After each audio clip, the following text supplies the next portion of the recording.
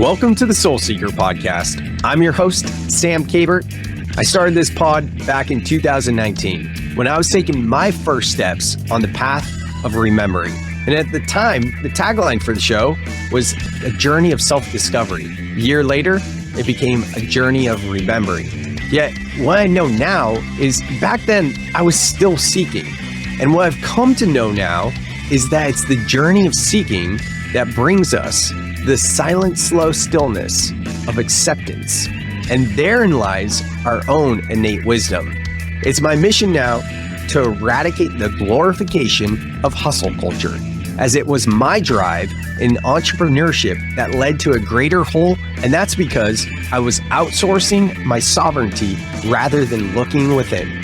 So let this be your invitation to take a deep breath in and remember that at any time we can shift our thoughts and our feelings to create the outer world in which we wish to live. Soul Seekers, it's time to grow. Let's go. Welcome back to another episode of the Soul Seeker podcast. I am your host, as always, Sam Kabert, and it's wild to think that this is episode 308. So thank you guys for being here. Thank you, Lisset, who's going to be the guest for today. But before we get started, as we always do with this podcast, we'll just drop in with a few breaths. So Lisset, for you, for me, for those of you listening that are in a space where you can close down your eyes, I invite you to close down your eyes and just stop whatever you're doing. Just for a minute. And for those of you that are doing other things, you can always breathe with us. So we'll go ahead and close down the eyes now, sitting straight up, feeling the feet on the floor, and just waiting for your next natural exhale and pausing at the bottom of that exhale. And slowly through the nose, inhaling all the way up. Top of the breath through the nose, sipping in a bit more. And exhaling through the mouth. Another slow, deep, nourishing inhale all the way up. Top of the breath, sipping in a bit more. And exhaling, letting it go. On this last one, even slower, inhaling all the way up. As we get to the top of the breath, sipping in a bit more. This time, just hold the breath, gently rolling the eyes upward, continuing to hold the breath here. And exhaling, letting it all go. Letting the breath return to its natural state and rhythm and flickering the eyes open. Thank you for being here. This has been a long time in the making. We met through neuro-linguistic programming. You've been like a mentor. I mean, you've been at every single one of my trainings. So stoked to have you here on the podcast. Oh, it's an honor and a pleasure. Thank you, Sam. Yeah, absolutely. So let's just dive straight in. You know, I often talk about the ninja breath, and I position myself as a trainer in emotional fitness. Mm-hmm. And I think what I saw on your website was you call yourself an emotional ninja. Is that right? Correct. That is what I call myself. I love it. Tell us a little bit more about that. Yeah, absolutely.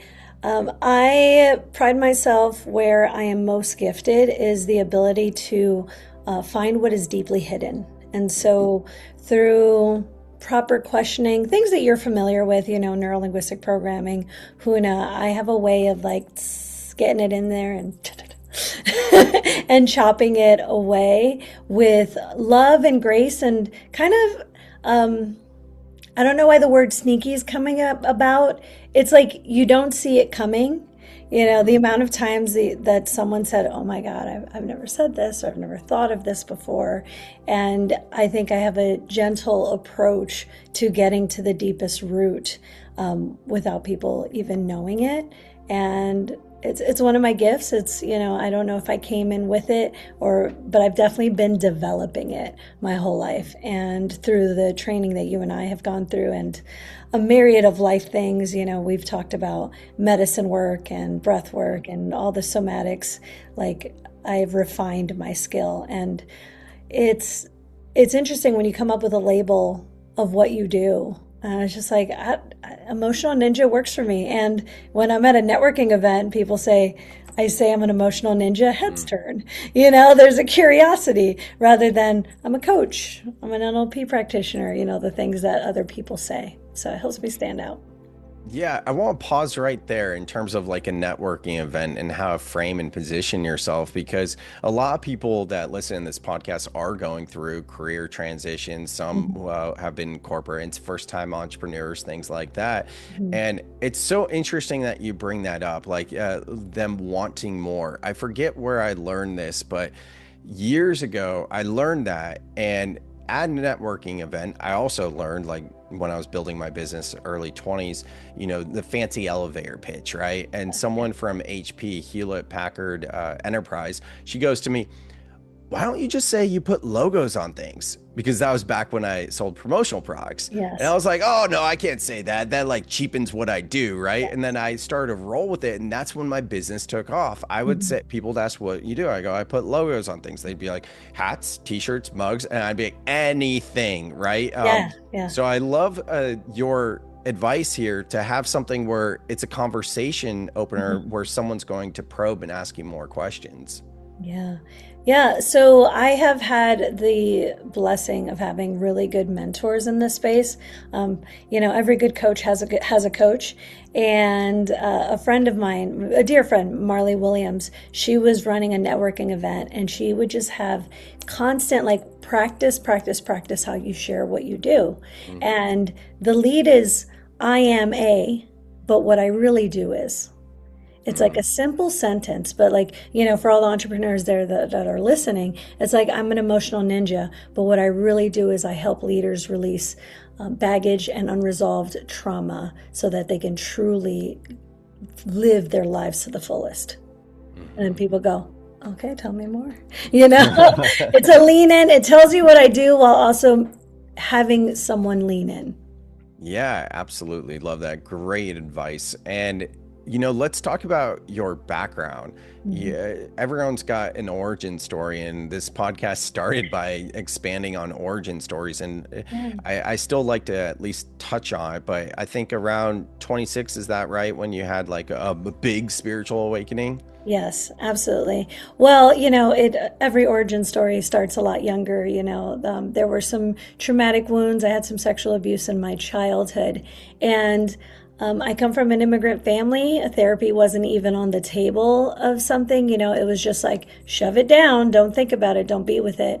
And through that, I developed really gnarly addictions and ways to like shove it down. And 26 years old, I was driving home from a bar, and I had a near fatal car accident. Like, honestly, spirit, source, whatever you call the greater thing, saved my ass, because if that accident would have happened a second sooner or a second later, the way I was T-boned, I would have gotten hit head on or gotten knocked into oncoming traffic. So I walked away from it unscathed, and it was the moment where I was like, I think I need to do something different, because this is going to, the way I'm living my life right now is going to get me killed. And that was when I first discovered, everyone has their first personal development seminar. I went to a seminar called PSI, and very similar to Landmark, the lights came on. I was like, wait a second. Like, first of all, my thoughts create my reality. It was news. I had never heard of that. I was very much a victim to my life. I was in the trance of going to work, barely making money, drink, party, wake up hungover, rinse, repeat. And when I had that accident, I just knew there was more, and I felt like I had a higher purpose. And so going down the path, discovering, just kind of, you hang out in these spaces and they go, hey, you should come learn over here. And hey, you should come learn over here. And one of my best friends through that program introduced me to the teacher that we have, Matt James. And the rest is history. About 10 years ago when I first started that work, and he said, you can make a living changing people's lives. And I took that on and really made something out of it.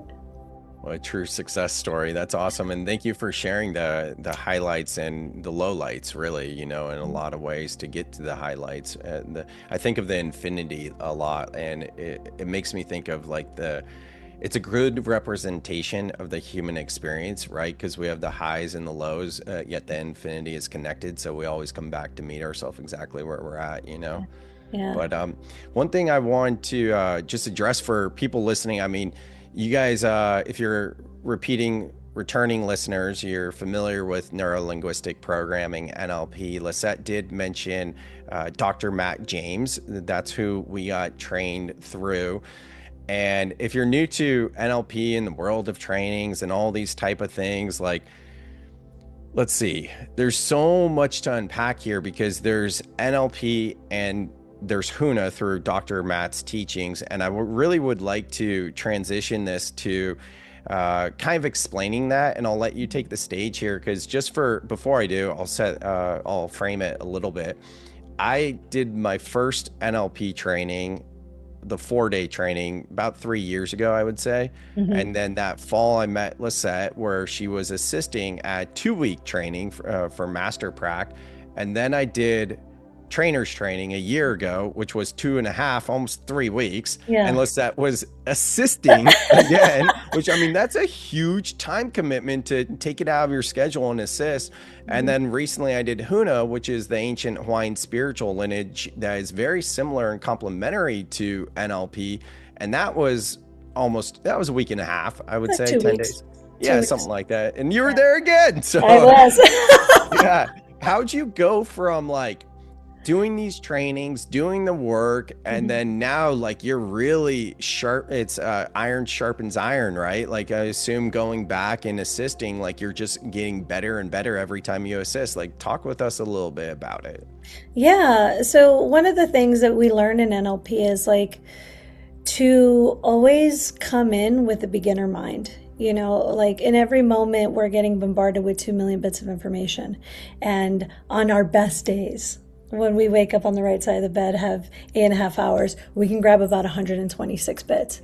And so in every moment when I go back, I'm getting a new 126 bits of information based on where I am in my own growth and development. NLP for me, like I said, I had discovered personal development through another program. And what that program did was it brought that I had baggage to the light, right? Like, oh, you keep fucking up your life because this stuff happened when you were a child and you never looked at it and you never healed it.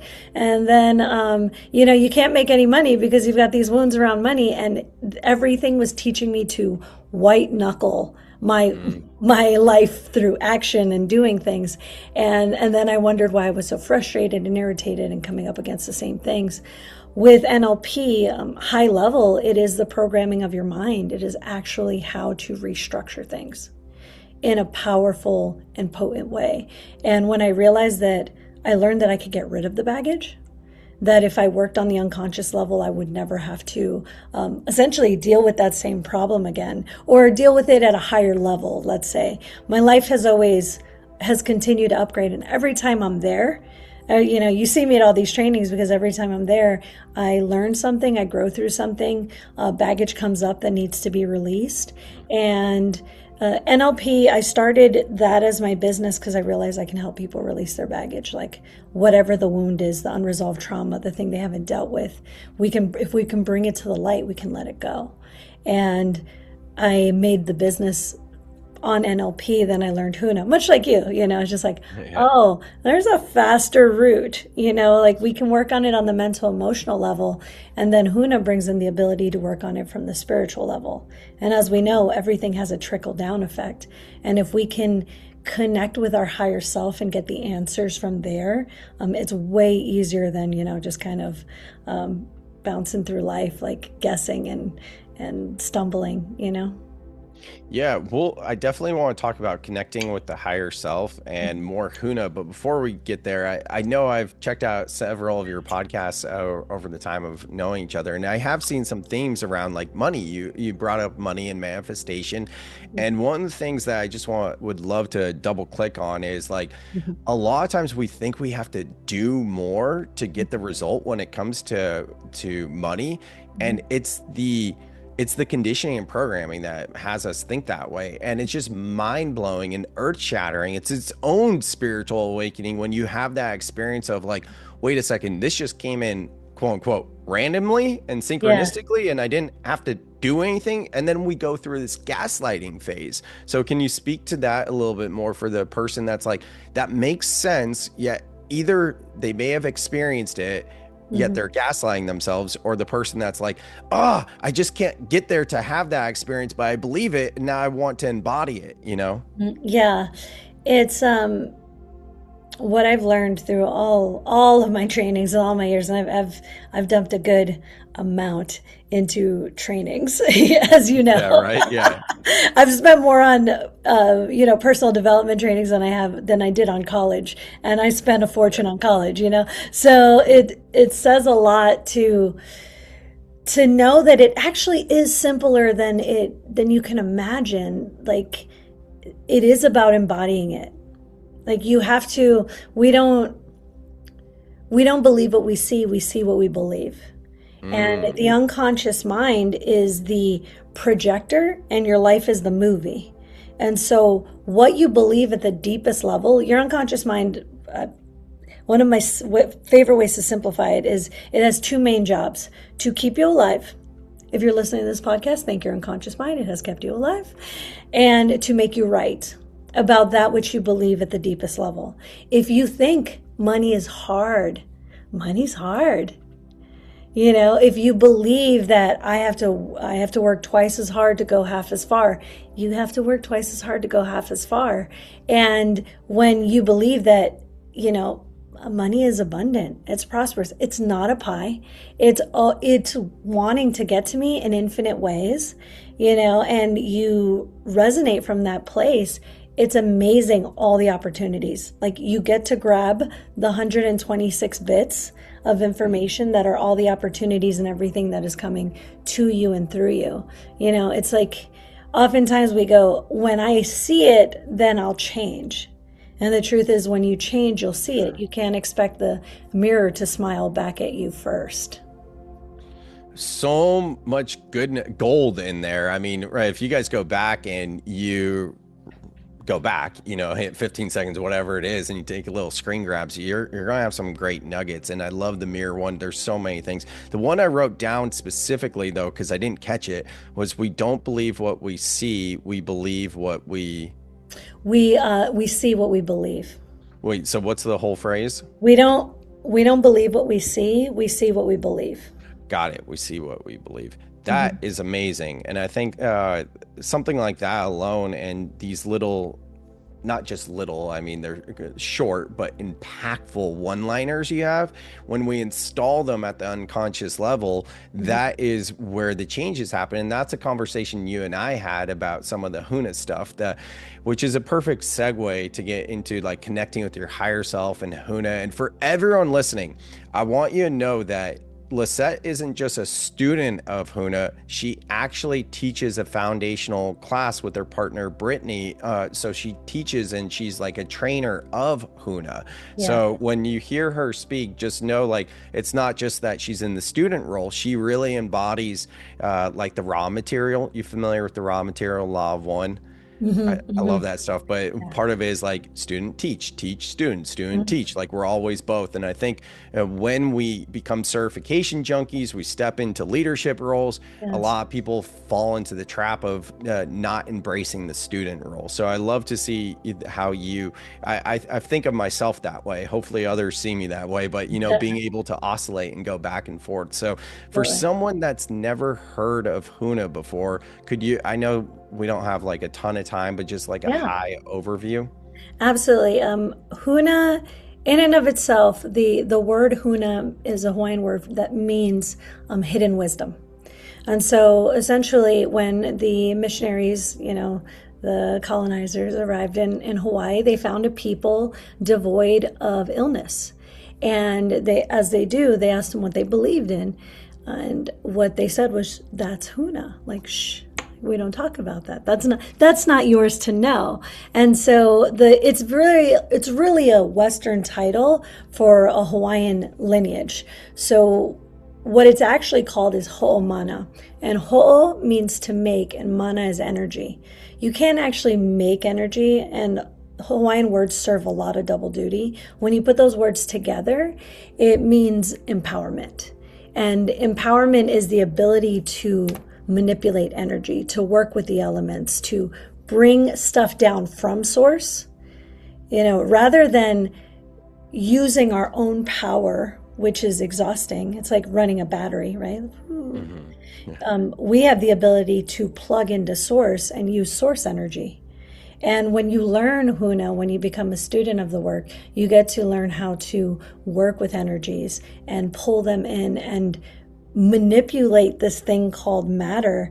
And I used to manifest pretty decent. The story for another time. When I learned NLP, I won The Price is Right, the TV show. Oh, I heard that. Yeah. And it was super fun, and I loved it, and it was super, like, what a cool experience. I have the truck that I won on the show. So fun. What kind of truck? It was a Toyota Tacoma. Cool. Yeah. So it's such a fun truck. And yet when I learned Huna, it's almost like you just yank things out of the air. Mm. Like if you can believe it, and you can tap in with source energy, we could tap in with a higher self, you start to get guided by that. There's a process in the level 1 where you get to connect with your higher self. From that moment forward, messages became very clear from my higher self. And what's wild is that I knew exactly when it was my higher self, and I became obedient to spirit, obedient to source. If source said, quit the rat race and go on a honeymoon, I did. And that was the beginning of a whole life, a different trajectory for my life. And, the ability to play with and understand, especially our lineage is really special. We come from 121 unbroken lineage of 121 generation unbroken lineage of this energy work.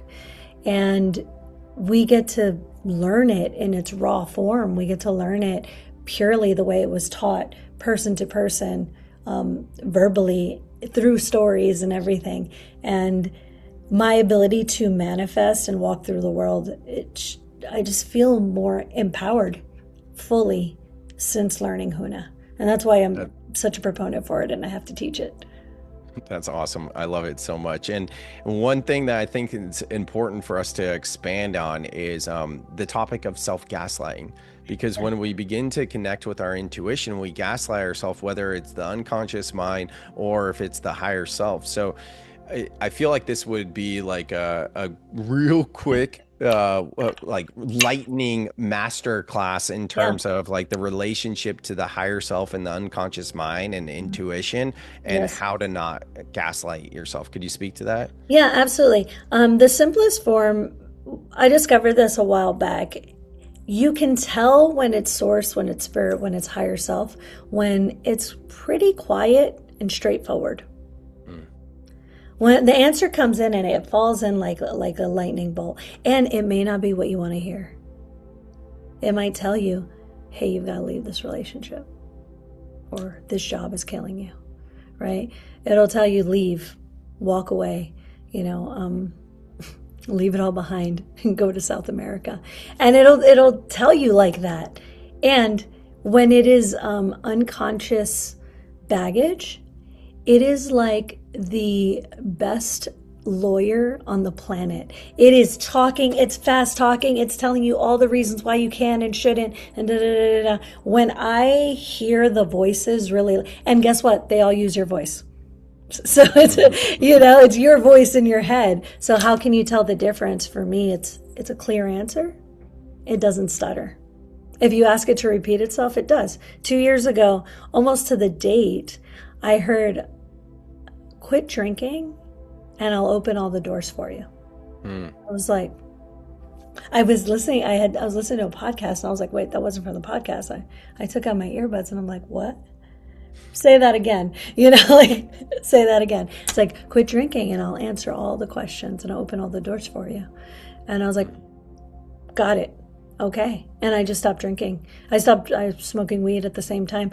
I wasn't doing any of these things in excess at the time. I had already let go of it in the excessive addictive way, but I was doing it casually enough that there was static on the line. It was hard for me to hear my higher self. And so the gaslighting comes in when it's like, no, that's not true. You can't be that big. Who do you think you are? No way you're going to create that business. No way you're going to do that thing. That's how I can tell the difference. And that's how I teach my students too. Hey, it's Sam. Can I share something real quick that I think might actually help you? If you've ever felt overwhelmed by your emotions, like you're doing all the right things, yet you still feel off, it's not because you're broken. Most of us were never taught how to feel in a way that actually helps us heal. That's why I created Breath Club, a free community where I guide weekly breathwork sessions to help you regulate your nervous system, process emotions, and return to clarity. We use something called the 90-second reset, a simple, science-backed practice that shows how fast emotions shift when you allow yourself to feel them fully. You'll get access to live calls, a community, and on-demand breathwork exercises to reset anytime. No pressure, just an invitation to feel safe in your body again. Links in the show notes if you want to join us. Yeah, that definitely resonates. And one thing I think is good to talk about too is like thought forms versus voices. Because when I first started taking this sort of work, not quite what we're talking about right now, but even like IFS, internal family systems, what I'd notice is people their baggage gets lit up. They can get triggered when they hear voices because they think that means like a psychotic break, right? And for me, mostly when it comes through from my higher self or my intuition, knowing what the next clear step is, it's a thought form. I can count probably on one hand in at least the past few years of my life, how many times I've actually heard a voice. And most of that was like waking up in the middle of the night and being like, whoa, what the fuck? And maybe I'm in a conversation with the spirit or something. I actually had that last night that I think about. It wasn't that I was talking to myself. I wasn't hearing something, but it is interesting when you wake up in the middle of the night and you're in a conversation like that, which, I'm curious, when you say voice, in your experience, is it like a clear voice or is it a thought form or kind of hybrid? It's a hybrid. What I want everyone to understand is that what we can all agree on, I don't have to like teach you, is that everything is energy, right? We can all agree on that everything is energy, and people experience energy differently. There are people who see energy. I get jealous of those people. I wish I could like see some spirits walking. I have a friend who's hella clairvoyant and can just see a being walk in, and it's incredible. She can also hear them. I can hear energy. I have very clear auditory connection to energy. I'm like, there's a disturbance on the line. There's static on the line. And so I do hear it as that. And some people have a knowing. That's a thought form, right? It just pops in and then you be knowing, and then there's kinesthetic people. They could just feel. They feel that something's in here. And everyone's has all of them, and you may have a strength in one of them in particular. I mean, I've had psychedelics and then saw some shit, it activates the vision. And the thought form thing is incredibly powerful. We use the word, in Huna, everything is an entity. And every thought form is an entity. And it's like, we've got good thought forms and we've got bad thought forms. It's the old adage, there's two wolves on your shoulder, which one are you feeding? Right? Like, we have a balance and a dichotomy of different thought forms fighting for your attention. And which one are you feeding? Which one are you listening to? Because I have had very self-destructive thought forms. That was part of my addiction, was a it was my way of self-harming because I didn't feel like my life was worth it or I belonged or I could ever heal. So thought forms are a really interesting thing because that is how energy drops in. That's how it's experienced. And every thought form wishes to be spread and expand and given power to. And some we have to just go, I can't tell you how many years, it's been 10 years of this work, close to 20 years in all personal development. And I still have some funky thought forms pop in. And I still, I always have to tell people, I'm like, teacher and student, Right. I might just be a couple steps ahead of you, but I'll help you walk down the path.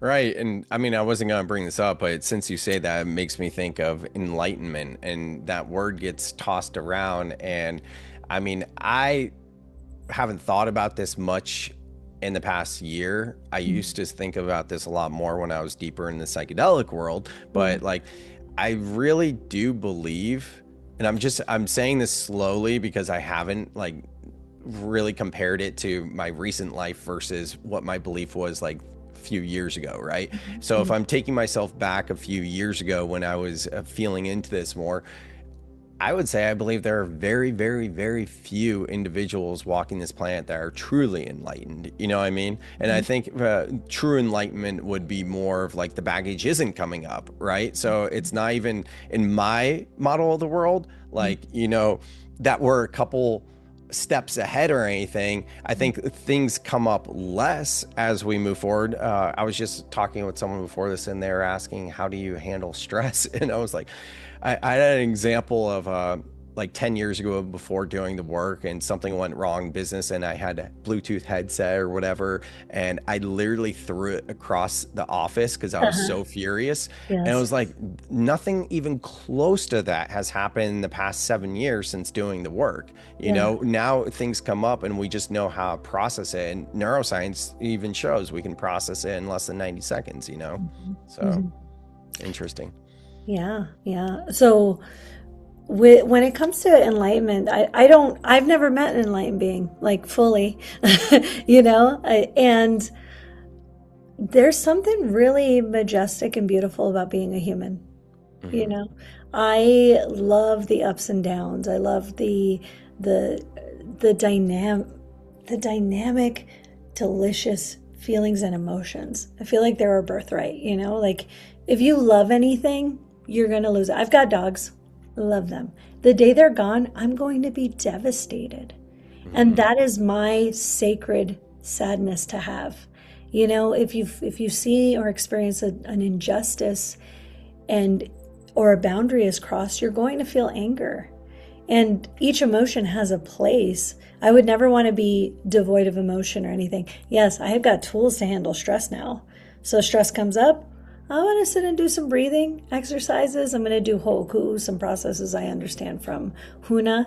And yeah, but enlightenment is a funny thing to chase because I don't know if I'll get there, but while I'm still alive, I'm just Yeah. in every moment I'm wanting to be the best version of myself. And that is my ultimate goal every day is like, can I just be a little bit better than yesterday? Yeah, it's like looking in a mirror. I think 5, 6 years ago, like my first big spiritual mentor, he said something on the phone to me, something about like how I don't know what he said. It was a while ago, but it was something along the lines like, "Aren't you doing this work for enlightenment?" And I was just like, "Huh? Mm. No." And he goes, "Well, why are you doing this work?" I'm like, "I just want to show up as the best version of myself." Whatever I said was very similar to what you said, and like for me, it's never been to chase or pursue. People get hung up on words and the differences between chase and pursue. I don't have an energy of chase being like you can't get it. It's the same as pursue for me, but Yeah, of either way, like it's never been about enlightenment. So let's go back to Huna a little bit more after that yeah, of rabbit hole. But course. it's funny because I got so into like Drunvalo, I forget his first name, but Melchizedek's work, Yes. The Ancient Secret of the Flower of Life and things like that, and mystery schools in Thoth and Egypt and the Emerald Tablets. And I went to the biggest scam about 3 years ago to quote unquote mystery school. Uh-huh. And when I actually went on the Huna retreat and training, Yeah. I was like, oh, damn, like it really is all framing, positioning, and branding, because Huna could easily be framed as a mystery school. So for those of you that really are deep in your spiritual work, I want you to understand that, like, if you've been looking to develop your spiritual gifts, that is what Huna is. And to Lissette's point, like, I've always been more claircognizant, but that doesn't mean the other abilities to hear or see energy or anything like that will not come online as a result of doing this sort of work, you know? Yeah. It's so funny. I have a flower of life tattooed on me, so Oh, yeah. I get it. And, you know, with Huna, our mentor always says, Huna is something that can be a path. It can absolutely be a spiritual path for someone. For me, it is. It has been my spiritual home, where I feel the most connected to nature, to Mother Earth, to the cosmic soup that we swim in, to the grand organized design. You know, it's the only thing I've gotten comfortable with, a good God, right? And it has made me more of who I am. And for other people, it could just be something that helps you refine and improve your skills. My wife is a self-pronounced witch, and that means she likes a solo practice. She likes connecting with nature very much on her own, but she loves Huna. Huna has made it easier for her to harness the power that she likes to do when she's doing spell work, when she's doing the magic, how she likes to do it. But like, Huna is absolutely, I think, supplementary to anything. You know, our teacher says they've had every single religion come through, of the ones we know of, right? Up until like 2 years ago, they had never had a Jehovah's Witness, and now there is one. So there's people who have done all sorts of religion, and they don't find conflict. Maybe at first they do, because they're like, you know, but eventually when they get that it's just different words for the same thing. Totally. Absolutely is. Yeah. It's so good. And now, when these quote unquote gifts start to come online, a big theme that people need to go through, a learning process, a learning curve, is not projecting onto other people. I think that's a huge mess in this field. Not saying Huna and NLP, I just mean like spiritual people, right? Things come online. Oh, source told me to deliver this message to you, right? You know, like, what are your thoughts in terms of learning to hold space as these are coming on, so that you're not necessarily projecting onto someone else? Yeah.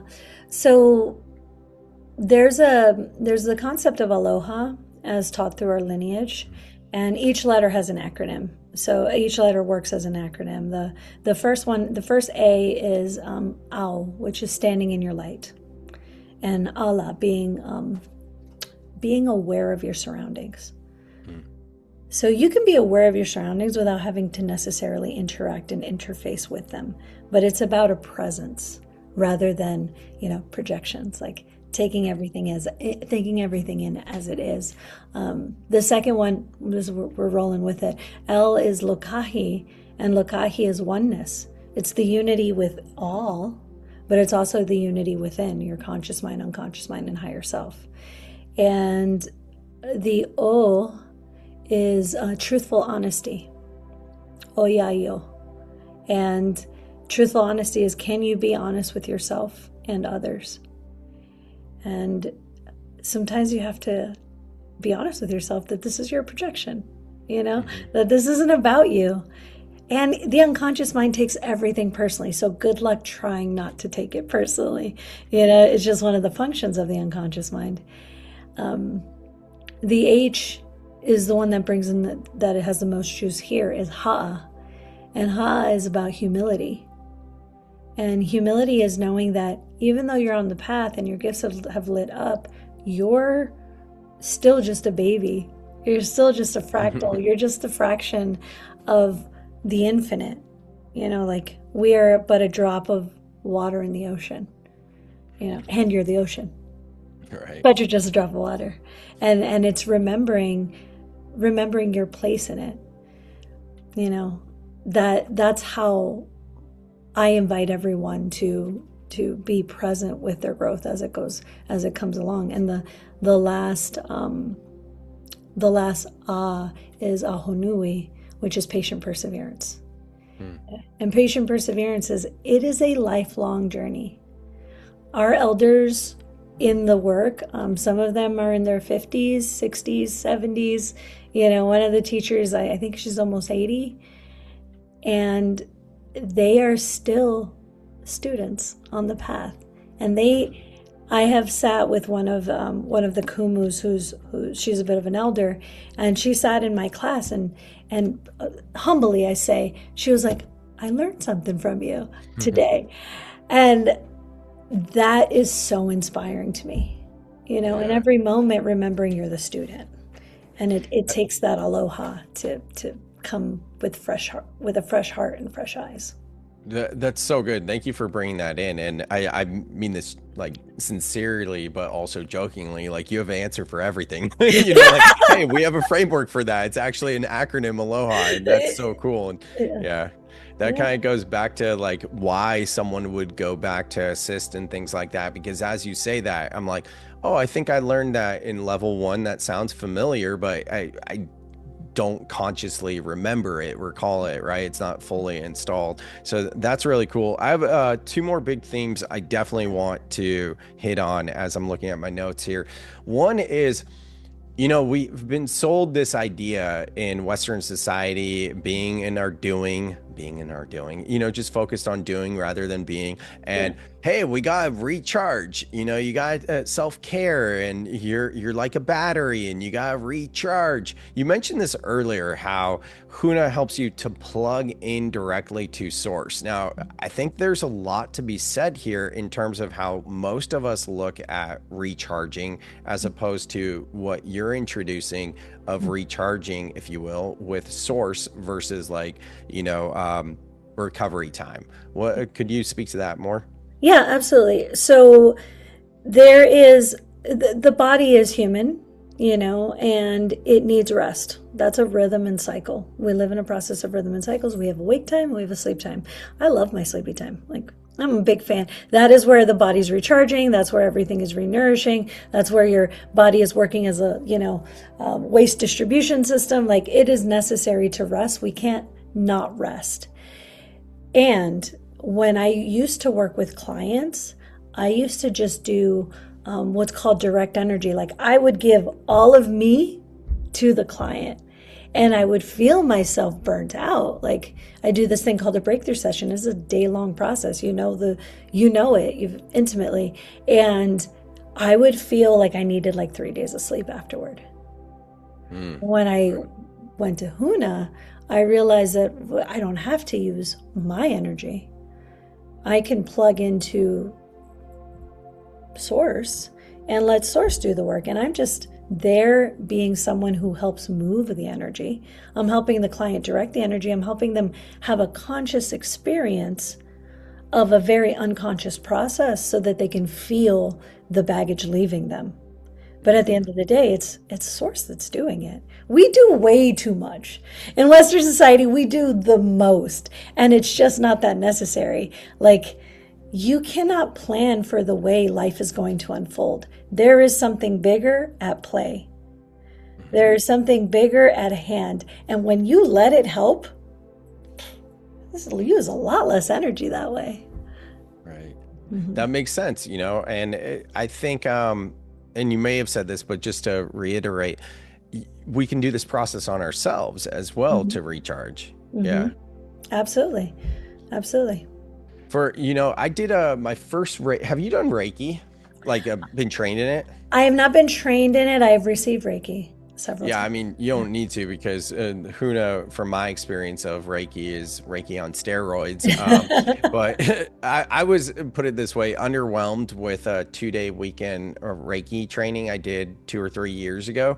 Yeah. Having said that, Yeah. I realized that I think just like a cheap 2-day, half day, whatever you find in terms of Reiki is an amazing place to start when you're just like integrating a spiritual awakening. If I could go back in time and do one thing differently, like when I did ayahuasca Yeah. 7 years ago, Yeah. it would be definitely do Huna, but right away do Reiki. I think Huna would have helped so much, but Reiki's just easy. And that kind of brings me to something that you and your wife, Brittany, do. You guys do intro weekends for Huna, and your next one's in October of October. 2026 this year at the time of recording. Is that right? Yes, we have a weekend, the 24th and the 25th. And what I love about the intros is we give so much. We really do. Like, I I want to have people have an undeniable experience of energy. That's always my intention. And so on day one, we do release work. We let go of anger, sadness, fear, guilt, and shame. And we let go of a big limiting belief. I even do like spot coaching and like helping people pull out a root, as quickly as we can so that we can actually get to something and they feel a change. And then day two, we bring down and we initiate people into 4 of the energies that are incredibly powerful. You talk about Reiki. Reiki, the energy is in the symbol. In Huna, we have symbols that actually call forth this energy down. So it's this ability to call energy that is always there. Like we're in the cosmic soup. Everything, it's all swimming around us.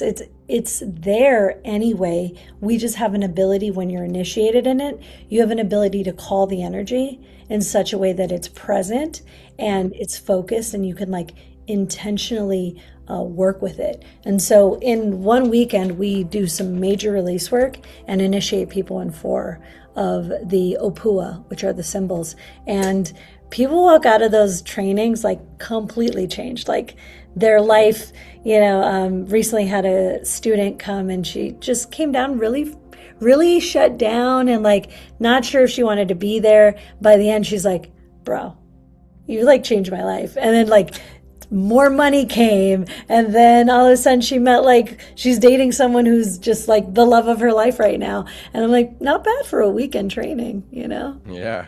That's amazing. And when I was in Hawaii for Huna with Dr. Matt's team, obviously I mentioned Lisset was there. There were some people I met that actually came through your weekend retreat, and they were sharing similar type of stories, and just amazing to see. It's a great place to start. So if you guys are interested, go to the show notes, connect with Lisset. There's a link there where you can learn more about it and just follow, connect. She's got podcasts, all the things, Yeah, totally.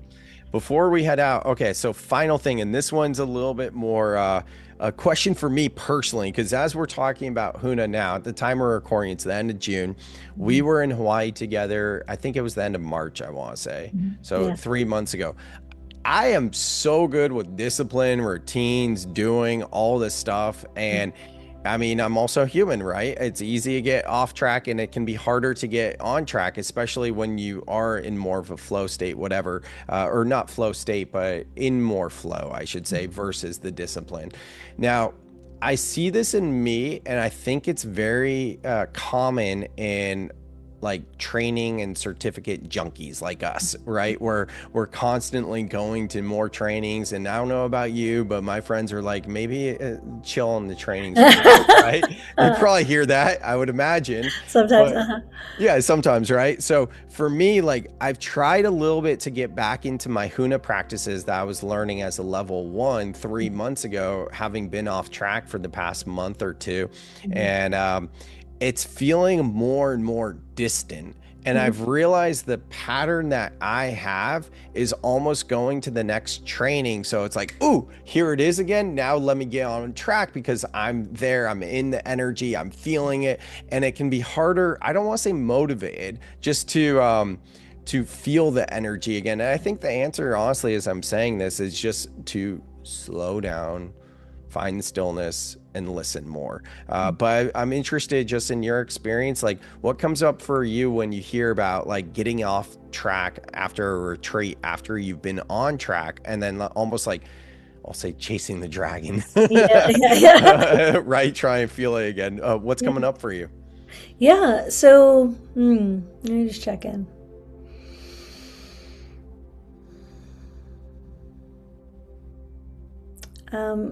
After every training, the trainings have an ability to create an expansion.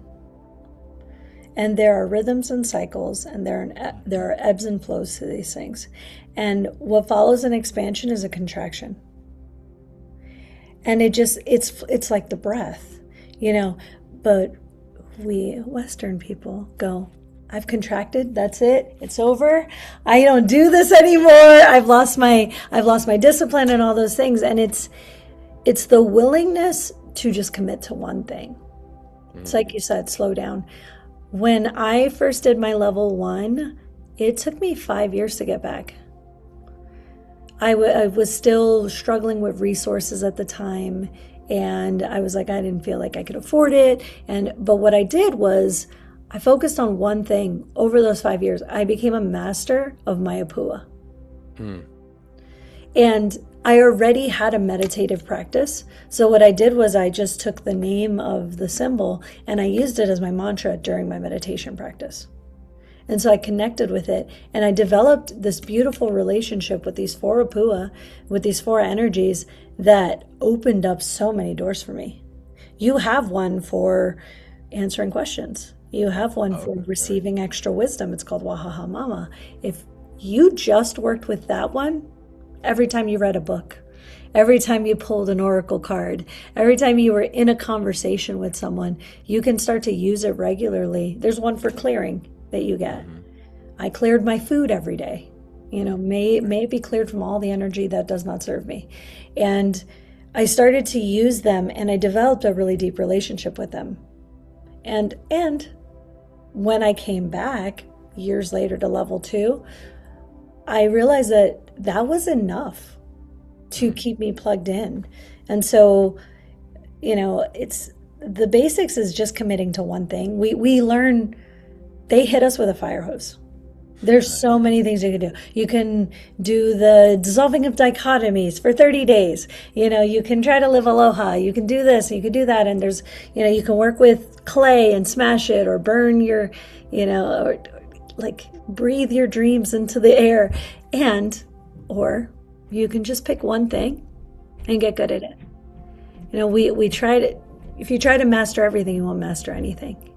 And so for me, it's my development, my relationship with these energies has made me a walking temple of the goddess. I get to like pull them, and I get to have a relationship with them. Am I the best chanter? No, I wish I was. I love chanting, and I know about 3 chants. I've got them down, and chanting is incredibly powerful. One of my friends, Terrell, she chants every single day under the moonlight. Oh, wow. She goes outside with her drum and she chants and she drums and chants, and I honor it and I respect it, and sometimes I wish I could be that. Comparison is the thief of joy. I think that's so good, and it's a good point with Huna is there's a choose your own adventure, what's going to resonate. So I like how you highlighted that. And one thing, I did a one hard thing challenge to start the year for the first 3 months or so, and it completely changed my life. So I love the tiny tasks, this is an old model, business model that I had, but tiny tasks lead to big projects when hiring virtual assistants, but it's the same type of thing. So anyways, thank you, Lisset. I appreciate you coming on, sharing your wisdom, your heart. For those of you that want to go deeper with Lisset, connect with her, you can just check out the show notes. Yay. Thank you for having me on, Sam. Thanks.